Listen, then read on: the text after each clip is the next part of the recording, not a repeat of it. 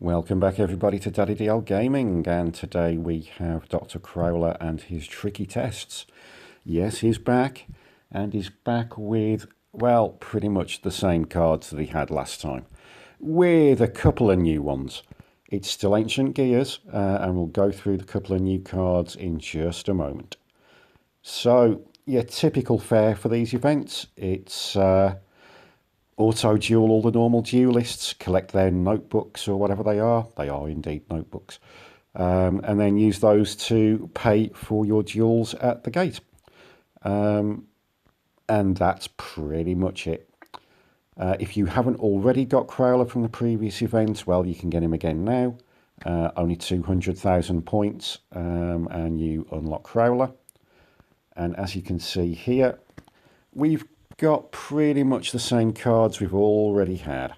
It is all the ancient golems. There are, however, a couple of new ones.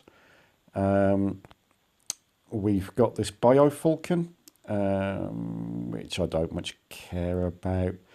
When a machine type monster you control is destroyed by battle and sent to the graveyard while he's face up, add one machine type monster with 1,000 or less attack from your deck to your hand. Now, that's not really going to serve you very well with the Ancient Gear monsters, but we do have this Ancient Gear cannon. You can tribute him and inflict 500 damage to your opponent, and if you do, neither player can activate trap cards during the battle phase of this turn. If you're going to use Biofalcon, more than likely you're better off using it with machines that aren't Ancient Gear golems. But here's the new one that people will probably want, the Ultimate Ancient Gear Golem. So, a fusion obviously, Ancient Gear Golem plus 2 Ancient Gear monsters. Can't be special summoned except by fusion. During battle between this attacking card and the defense position monster whose defense is lower than the attack of this card, inflict the difference as battle damage, so it's piercing. If this card attacks your opponent, cannot activate spell or trap cards, typical fare for an Ancient Gear Golem, or, well, Ancient Gear monster.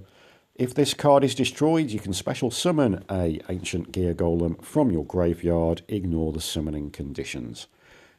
4,400 attack is pretty beefy, we like him. I haven't used Ancient Gear monsters, to be honest, but you never know, I might give it a go. I'll go for the ultra rare.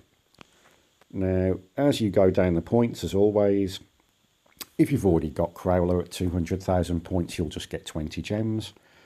And as we keep going down and down and down, you will see that at 2,500,000 points, you can indeed get one, even if they don't drop. As before, we get homework, which basically is 3 little mini objectives, and if you complete an objective you get extra duel assessment points for that one duel only. Not really needed. I'll show you why when we come to dueling. And that's pretty much it.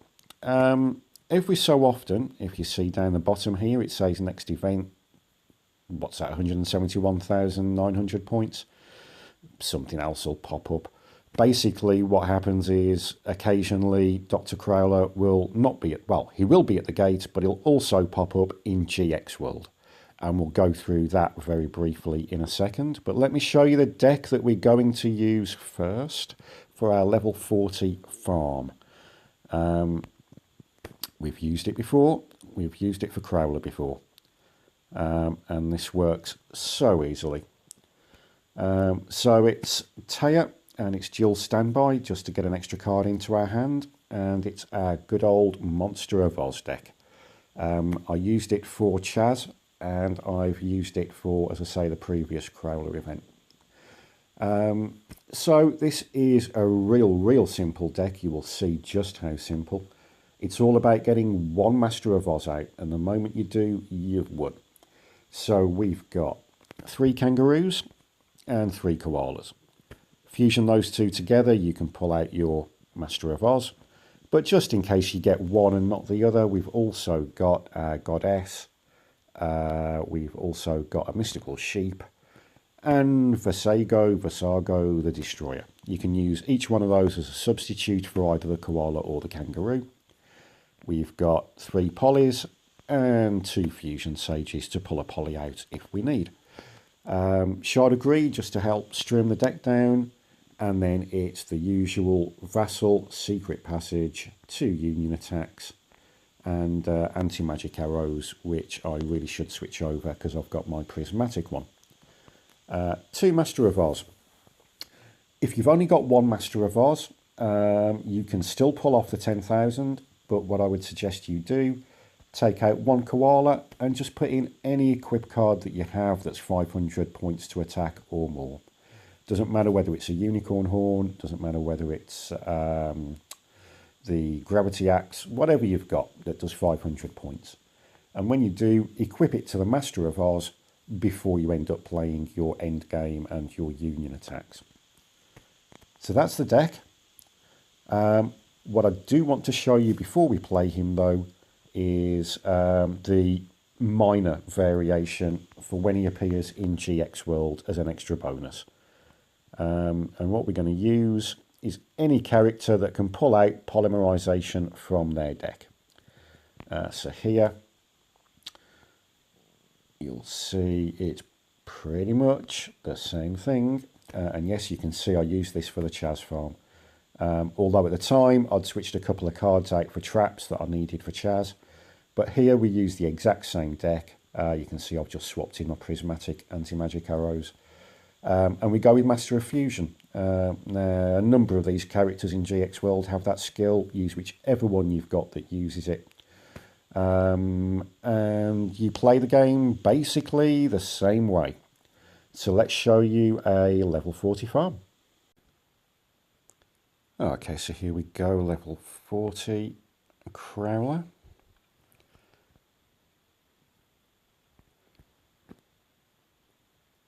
We'll see if the Master of Oz deck can do what it's done before. Use this against the previous Crowler, as I've said. My only concern with this deck is if he manages to get one of his gear monsters above 3,700 and manages to get me into defense. But we will see.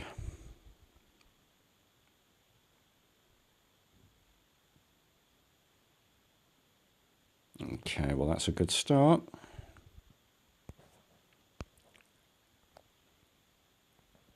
We will of course bring one out immediately.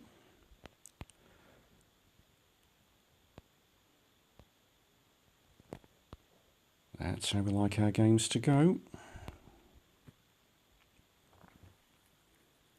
Let's see what he's got in retaliation. Gear Castle. And he's going face down. Now I'm not going to attack into him. I've got no need to. We just wait. And we'll pull out another Master of Oz when we can.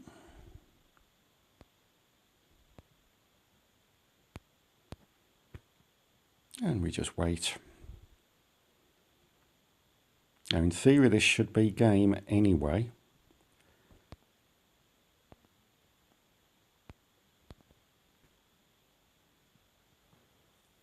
And if we can pull the Fusion Sages, that'll let us trim the deck down just a little bit. Along with our Shard of Greed, we'll have that, thank you.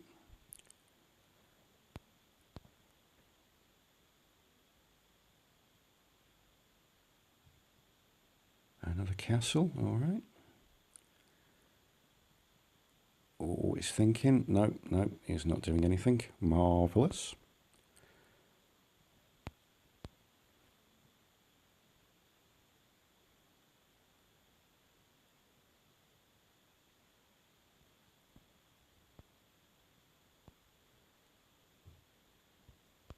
Okay, well, let's go ahead and pop this, see if we can get one of the others. There we go. Okay, well, we'll Fusion Sage to trim our deck a bit further.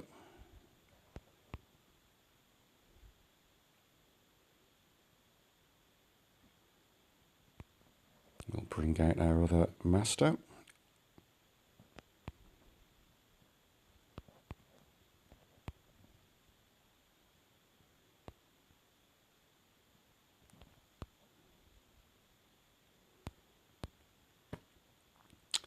And we play the waiting game again.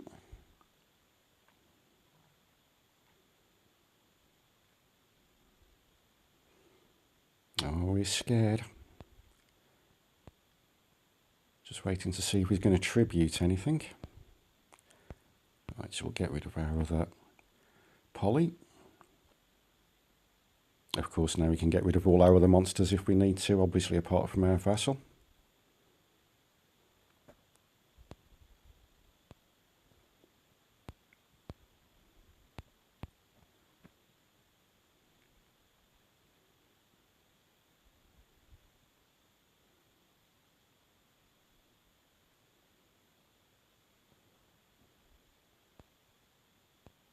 I really was expecting him to have some trick up his sleeve, but apparently not. It seems my concerns that I'd originally had, because I know he can get one of his gear monsters up to 3,900, but it seems like getting one out straight away is just going to play in wuss mode, and that works for us.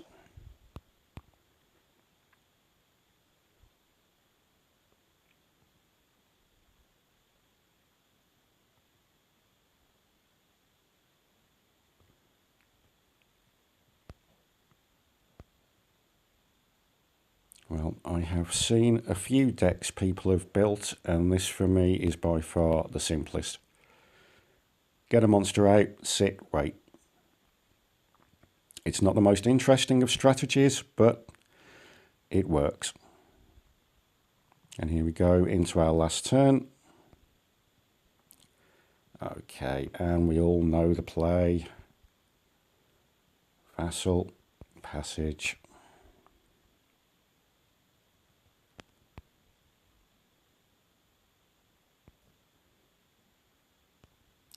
Two union attacks.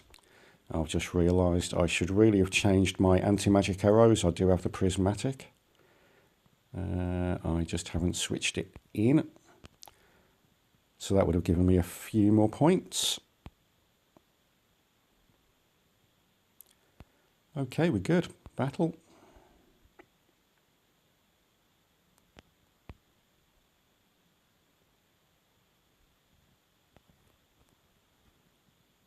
And bye-bye, Dr. Crowler, who I still want to call Mr. Crowley. There we go. So simple, so easy.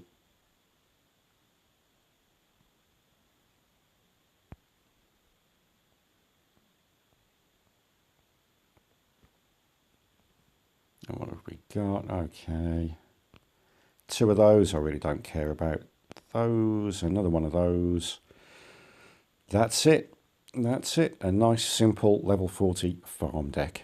Enjoy and good luck getting your ultra rares. Thank you for watching Daddy DL Gaming. You can follow, like, share, tweet, and if you're feeling generous, you can donate on Patreon because Daddy always needs a new pair of shoes.